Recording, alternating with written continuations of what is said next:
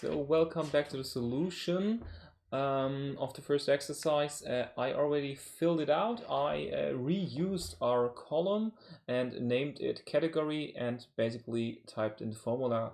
And as you can see, it worked out quite well because gummy bears are sweets as well as chocolate. Bread is then other foods. Soap and toothpaste are both drugstore items as well as care cream.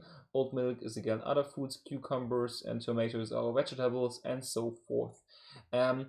And I even added something if you can somewhere spot error, something went wrong, and I will show you the trick in a second. So let's just go into the first column, first row of column F where the formula is needed. And as you can see, we start with an if clause, and we said the condition we want to check is if the cell value in C3, so this column and the first row, and then we just drag it down, so this would be then C4 and that, C5 and so forth, because we didn't have the dollar sign to hold it steady. And we check what the value is. And we basically check if it is a bread, then it should be other foods. And if it's not a bread, then we make the else if with a new if clause. If the value is gummy bears, and if it's gummy bears, it should be sweet. And if it's not gummy bears, a new if clause. And we do go again to the cell. If it's a cucumber, then it should be vegetable. If not, new if clause. If it's oat milk, it should be other foods. And we go through that with all possible iterations of products we have, and then in the then clause we state which category they should apply to.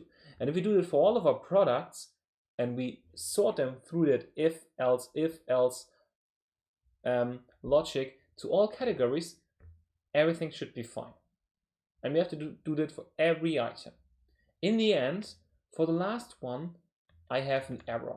So if toothpaste, which should be the last product, isn't the value, and we check all other values, so it can't be any other product, then I throw out error so I can easily spot, okay, I missed something in my if-else logic.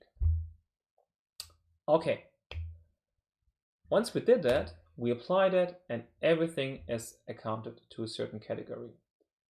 Why did we do that? Because let's be honest, that was a huge manual task, didn't want fun at all.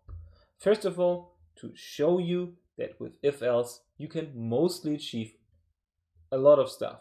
However, it's not fun. There should be more easier and faster ways, and there are, because sometimes it is easier to understand a bit more about the program, a bit more about programming to have easier solutions, and sometimes it would even be easier to not use the tool because in SQL it would be one line of code.